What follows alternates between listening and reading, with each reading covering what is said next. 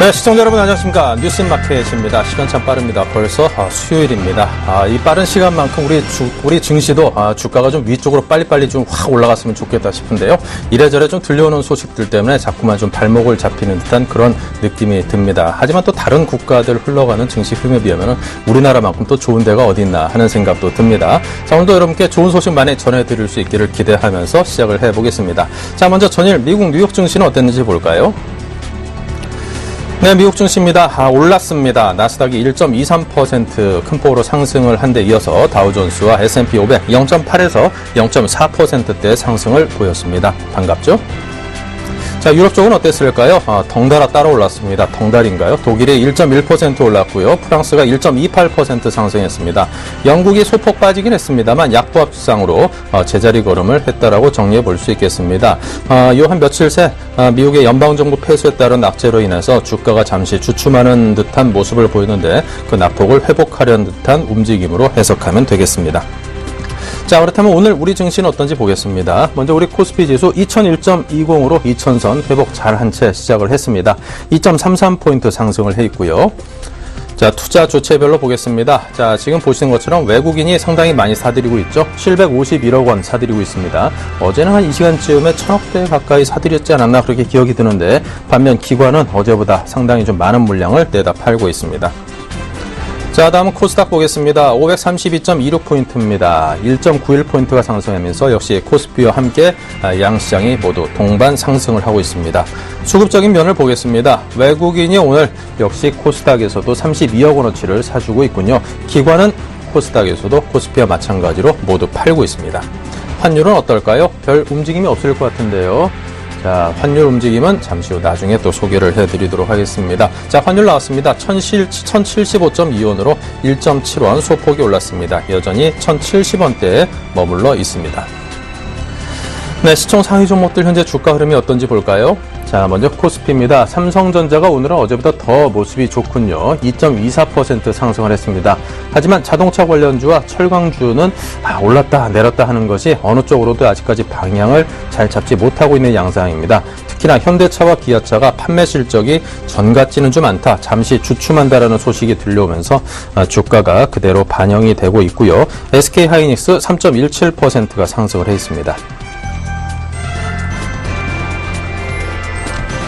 네, 삼성전자 우선주도 역시 3.58% 상승이고요. 현대중공업도 1%대 상승입니다. 하락하고 있는 종목들은 그 폭이 크지 않기 때문에 별 염려가 없습니다. 네, 다음은 코스닥 시가총액 상위 종목들입니다. 서울반도체가 2.12% 상승을 했습니다. 하지만 셀트리온 알이 많죠. 이런 매각 대상을 찾아보고 있다는 그런 소식도 들려오고 있는데 2.18% 하락을 했습니다. 그리고 GS홈쇼핑, 동서등도 1%대 하락입니다. 이쪽은 좋네요. 빨간색으로 물들인 게 아주 보기가 좋습니다. CJ ENM 2.87% 상승했고요. 다음도 함께 동반 상승을 하고 있습니다. 네, 이렇게 보신 것처럼 우리 시장 오늘 전반적으로 흐름이 아주 강하지는 않습니다만 이 정도만 해도 굉장히 선방하고 있다라는 느낌을 주고 있습니다. 시장의 흐름 살펴봤고요. 또 시장의 주요 이슈들에 대해서 짚어보겠습니다. 자, 먼저 미국 정부의 셧다운 충격으로 유가, 금, 구리 가격이 하락하고 있다고 합니다. 그만큼 상품 가격, 상품 시장에 영향을 미치고 있다라는 소식인데요. 미국 정부의 셧다운 충격으로 국제 유가와 금속 선물 가격이 어제 기준으로 현지 시각 1일 기준으로 하락을 했다고 합니다. 뉴욕 상업거래소에서는 11월 인도분 서부 텍사스산 원유가 전 거래일보다 0.4%가 떨어져서 배럴당 102.04달러로 장을 마감했다고 하고요. 미국 연방정부가 민주당 그리고 공화당 양당의 대립 속에 일시적으로 폐쇄가 됐죠. 2014년도 회계연도 예산안이 상하원을 통과하기 전까지는 국방과 치안 등 핵심 기능을 제외하고는 일시 폐쇄되는 그런 상황에 내몰린 것입니다. 자, 현재까지는 셧다운의 영향이 미국 국내 경제에만 한정된 영향을 미치고 있는데요. 만약 이것이 장기화된다면 미국 국내의 소비 위축은 물론이고 회복세로 접어들었다라는 기대감을 주었던 미국 경제에 좀 찬물을 끼얹을 수도 있다는 점에서 장기적인 악재로 돌변할 가능성도 충분히 있다라는 전망입니다. 금값도 함께 하락을 했다고 합니다. 온스당 1,300달러 선이 지난 7월 이후 처음으로 무너졌죠. 뉴욕 상품거래소에서 금 12월물이 전 거래일 대비 3.1%가 떨어진 온스당 1,286.1달러를 기록을 했습니다. 블룸버그 통신은 연방정부 폐쇄가 곧 끝날 것으로 기대가 된다면서 안전자산인 금에 대한 선호가 약해진 것으로 해석을 했습니다. 즉 금값이 떨어졌다는 현상 자체가 이번에 미국 연방정부 폐쇄라는 악재가 장기화되지 않고 금방 이 찻잔 속의 태풍으로 끝날 것임을 반영하는 그런 움직임이다라고 해석을 한 것입니다. 자, 구리 역시 세계 2위 구리 소비국인 미국의 경기 회복이 늦어질 것이라는 전망에 가격이 내렸습니다. 연방정부 폐쇄가 미국 실물 경제에 악영향을 미칠 것이다라는 예상이 작용한 것이라는데요. 자, 구리 12월물 전 거래일 대비 1.5%가 떨어졌다고 합니다. 9월 4일 이후 최대 하락폭이라고 하는데 미국 경제가 그동안 잘 회복을 해왔던 이 곡선의 기울기 자체가 살짝 완만해질 수도 있다는 것을 예측해 볼 수 있는 대목입니다. 자, 그리고 주요 곡물 가격, 미국 농작물 작황 호조로 가격이 떨어졌습니다. 시카고 상품거래소에서 대도 11월물이 전 거래일 대비 1.1% 떨어졌다고 하고요. 옥수수값 역시 0.6%가 빠졌군요. 자, 이렇게 해서 미국의 상품시장에 미치는 셧다운의 영향에 대해서 짚어봤고요. 상품시장 얘기가 나온 김에 금에 대한 이야기를 좀 더 해보겠습니다. 최근 급락했던 금 가격이 내년에는 가격이 회복할 것으로 전망한다는 그런 리포트가 나왔습니다. 가격이 온스당 1,400달러를 넘어설 것이라는 조사 결과인데요. 파이낸셜 타임스가 애널리스트들 또 투자기관들이 전망한 것을 인용을 해서 올해 금값 하락세가 약세장의 시작이 아니라 오히려 조정 국면의 일환이며 내년에는 다시금 가격이 1,400달러를 돌파할 것으로 내다봤다고 보도했습니다. 이날 금 현물 가격이 장중 1,283.54달러까지 밀렸습니다. 8월 초 이후 최저치인데요. 자, 이 최저치를 기록한 후에 전날보다 2.9% 빠진 1,287달러에 마감을 했습니다. 미 연방정부의 예산합의 실패로 셧다운에 돌입을 했지만 금 매입에 나서는 투자자들을 찾기는 어려운 상황이라고 했고요. 오히려 대형 펀드들의 포트폴리오 재편에 따른 매도 또 인플레이션에 대한 기대심리 저하 등이 금값의 움직임에 부담을 주는 그런 형국입니다. 여기에 국경절을 맞아서 일주일간 이어지는 중국 금융시장의 휴장 소식, 또 중국인들의 금사랑은 엄청나다고 알려져 있죠. 이 국경절 휴일 동안 금 거래 자체가 상당 부분 줄어들 것도 금값의 상승으로의 전환에는 상당한 부담으로 작용할 수도 있어 보입니다. 자, 그리고 애널리스트들이 셧다운에 대한 시장 반응이 앞으로 다가올 미국의 채무한도 조정 논의에 서론에 불과하다라고 강조했다는 소식도 들려오고 있는데요. 자, 이처럼 오늘 17일까지 의회가 채무한도 조정하지 못한다면 채무 불이행 디폴트 사태가 초래될 수 있고, 이 경우에 산업금속은 반대로 타격을 받고 금 가격은 안전자산 수요의 상승 지지를 받을 수 있을 거로 내다봤습니다. 그만큼 금값이 오를 여지는 많다라고 하는데 개인적으로 한 표를 던지라면 저 역시 금값은 어느 정도 조정을 받고 다시금 상당히 높은 수준으로 상승하지 않겠는가, 그런 쪽으로 한 표를 던지고 싶어하는 사람입니다.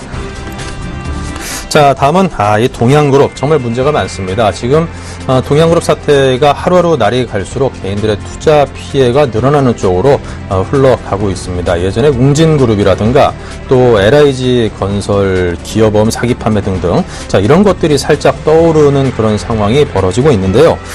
동양시멘트마저 이 법정 관리를 신청하면서 동양그룹의 사기성 기업 어음 발행 의혹이 수면 위로 떠오르고 있습니다.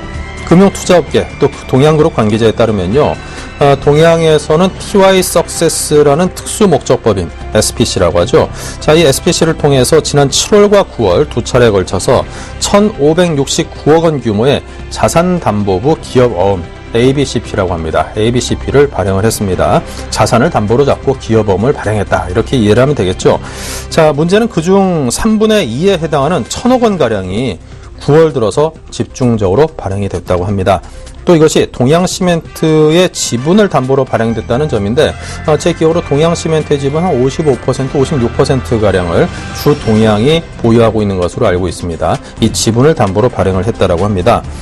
그런데 업계 관계자에 따르면 이 동양시멘트의 법정 관리가 받아들여질 경우에 이 해당 상품은 휴지 조각이 된다라고 하는군요.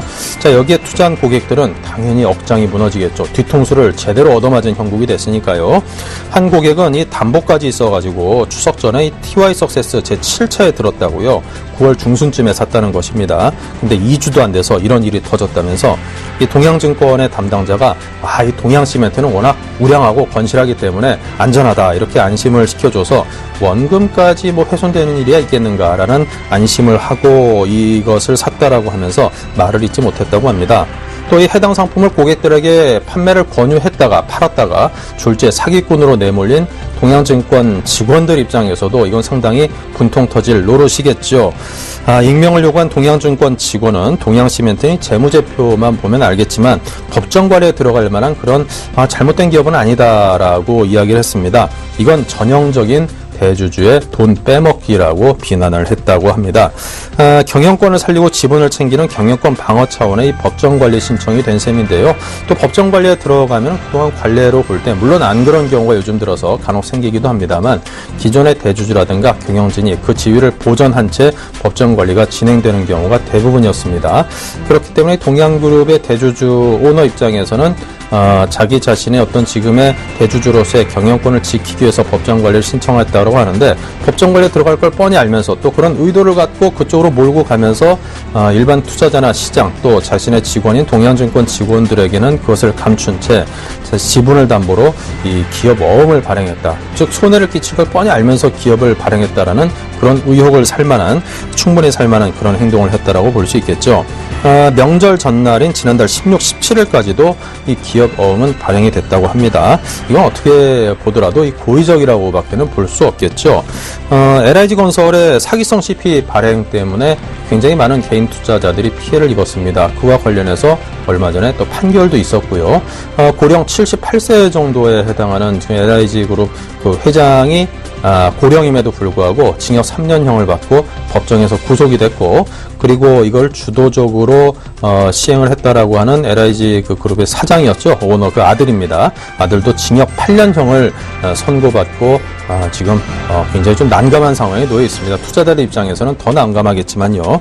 자, 이것과 비슷한 그런 행위이기 때문에 이 책임은 어떻게든 물어야 되는 상황으로 발전하지 않을까라는 생각이 듭니다.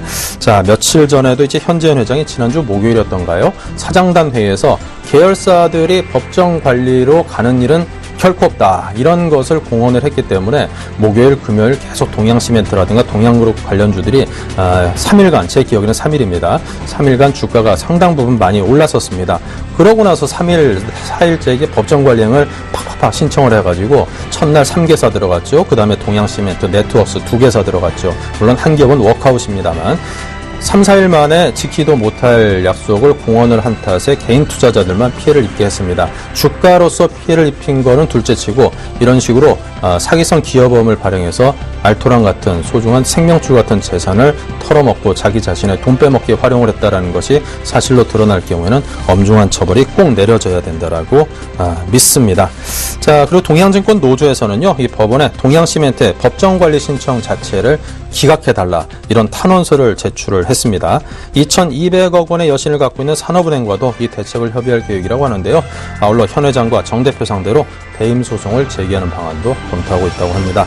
노조 관계자는 위법성 여지가 충분히 있다면서 동양시멘트 고의로 법정관리 신청 대상에 들어간 것이 분명해 보이는 만큼 이를 철회하기 위해서 최선을 다하겠다고 밝혔다고 합니다. 지난 4년간 동양증권은요, 동양그룹 계열사가 발행한 회사채 평균 67.3%를 소화했습니다. 이 가운데 90%가량이 개인 투자자에게 팔렸다고 합니다. 현재 동양그룹 채권을 산 투자자 수는 전국적으로 49,000여 명에 이르고요.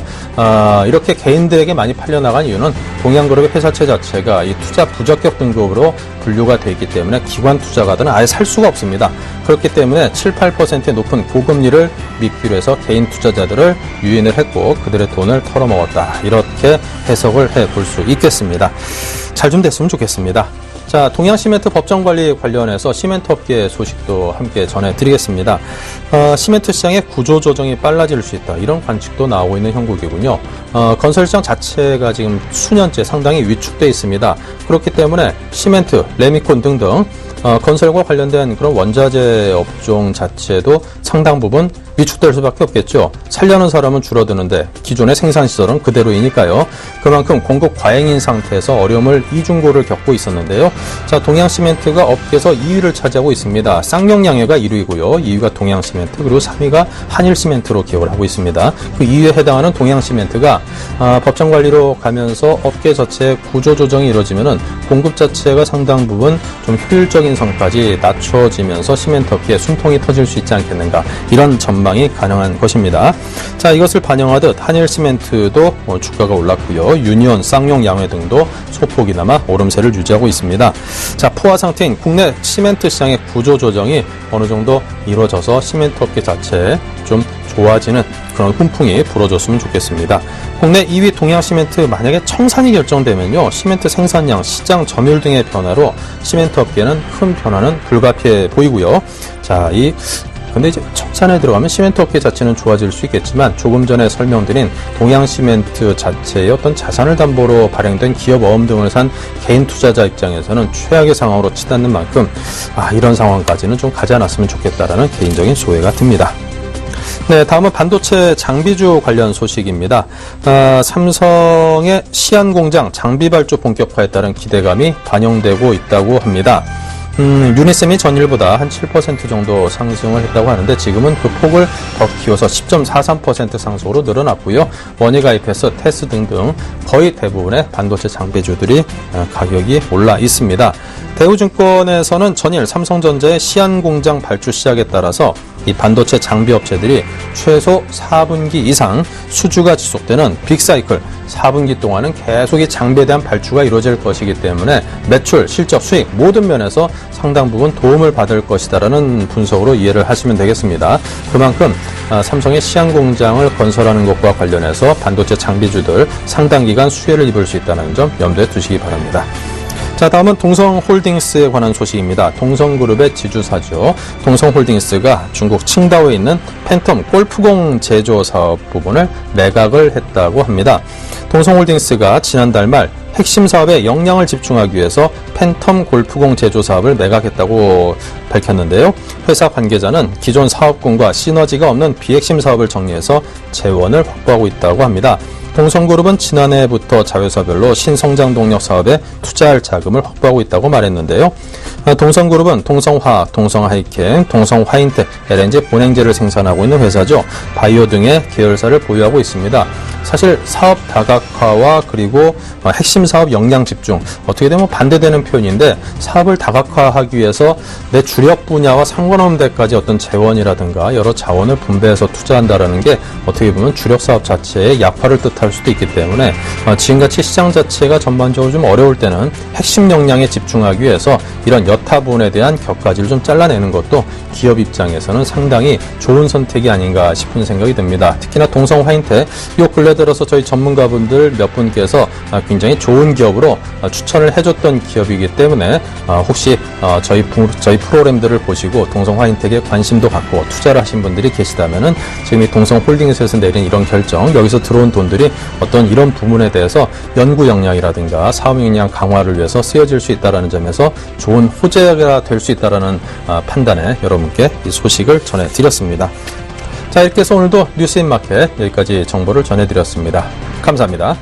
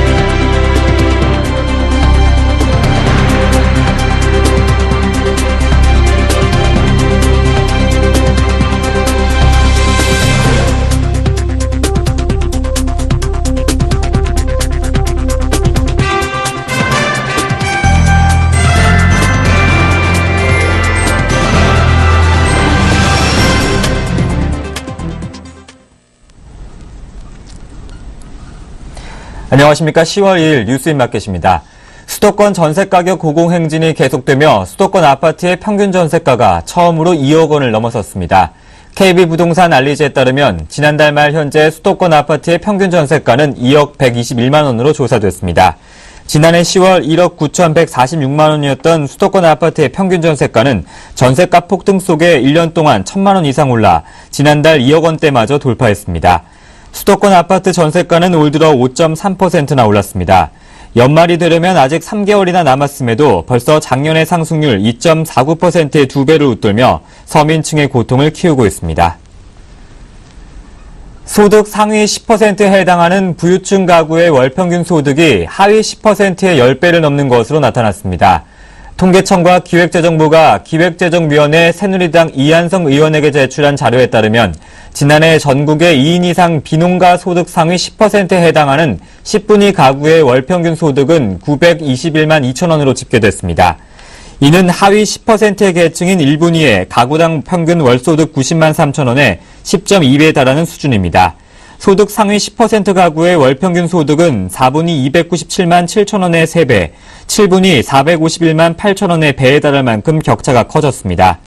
이한성 의원은 소득 하위 계층과 상위 계층 간 격차가 너무 크게 나타나 우려를 금할 수 없다면서 소득 재분배 기능을 강화하는 데 정부가 더욱 관심을 가져야 한다고 말했습니다. 올해 하반기 들어 안정되는가 싶었던 국내 회사채 시장의 미매각률이 석 달 만에 다시 치솟았습니다. 동양그룹 사태로 비우량 회사채의 수요 부진 현상이 악화됐고 펀더멘털에 대한 우려와 금리 메리트 저하로 중견 건설사들의 회사채 발행 계획마저 줄줄이 수포로 돌아갔기 때문입니다. 금융투자업계에 따르면 지난달 국내 회사채 시장의 미매각률은 37.4%로 집계됐습니다. 전체 수요 예측 금액 4조 4,700억 원 중에서 미매각액은 1조 6,740억 원이었습니다. 미매각률은 지난 6월 미국의 양적 완화 축소 우려로 72.2%까지 급등했지만 이후 7월 26.5%, 8월 19.3% 등 20% 안팎에서 안정적인 흐름을 보였습니다.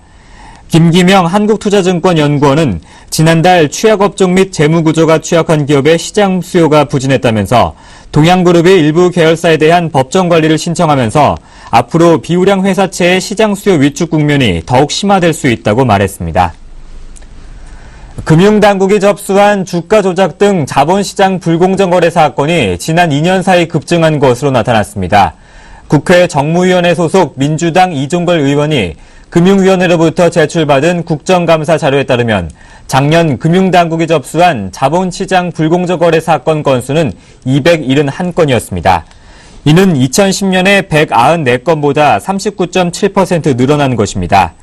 자본시장 불공정 거래 사건이 2011년 222건, 작년 271건으로 눈에 띄는 증가세를 보였습니다. 자본시장 불공정 거래 사례가 갈수록 늘어나는 데는 금융당국의 약한 처벌이 원인이 된다는 지적이 나옵니다.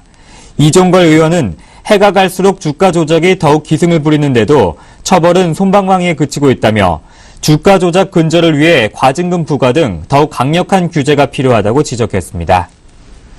이어서 오늘의 기업 뉴스를 전해드립니다. 국내 브랜드 가치 순위에서 삼성전자 갤럭시가 1위로 독주했습니다.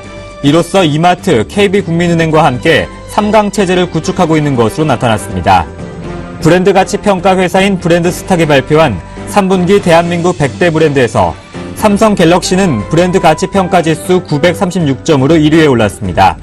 이마트는 923점, KB국민은행은 917점으로 지난 2분기에 이어 각각 2위와 3위에 올라 당분간 브랜드 3강 체제가 유지될 것으로 분석됩니다. 정용진 신세계그룹 부회장이 사람에 대한 투자를 최우선 가치로 강조했습니다. 정 부회장은 최근 강원도 속초 신세계 영랑호 리조트에서 열린 신입사원 대상 캠프에서 신세계그룹이 국내 최고 유통 소매 기업이 되기 위해서는 사람에 대한 투자를 아끼지 말아야 한다며 당장 매출과 손익도 중요하지만 우리 회사의 가장 중요한 사람은 사람이라고 강조했습니다. 그는 임직원의 업무 만족도가 높아져야 고객을 최고로 섬기게 된다며 이상적인 인재는 행복한 인재라고 말했습니다. 자동차 용품 기업 불스원이 실내 환경 전문 기업인 에코미스트를 인수했습니다. 에코미스트는 1996년 실내 세균과 곰팡이 등을 제거하는 실내 환경 전문 회사로 출발해 약재와 책 소독기 개발 등으로 사업 영역을 확대해온 종합 실내 환경 기업입니다. 불스원은 자체 에어케어 관련 기술에 에코미스트의 실내 환경 기술 노하우를 더해 제품력과 기술력을 한층 더 높이게 됐습니다.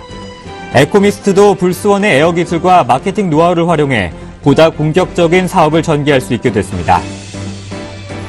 HSBC 은행이 동남아시아에 진출한 한국 기업에게 금융 서비스를 제공하기 위해 싱가포르의 코리아 데스크를 개설했습니다. HSBC 은행은 두바이와 중국에서도 코리아 데스크를 운영하고 있습니다. HSBC 은행은 코리아 데스크를 통해 동남아시아에 진출한 한국 기업들에게 대출과 무역금융, 자금 관리 해결책 등 다양한 기업 금융 서비스를 제공할 예정입니다. 10월 2일 뉴스인마켓이었습니다. 고맙습니다.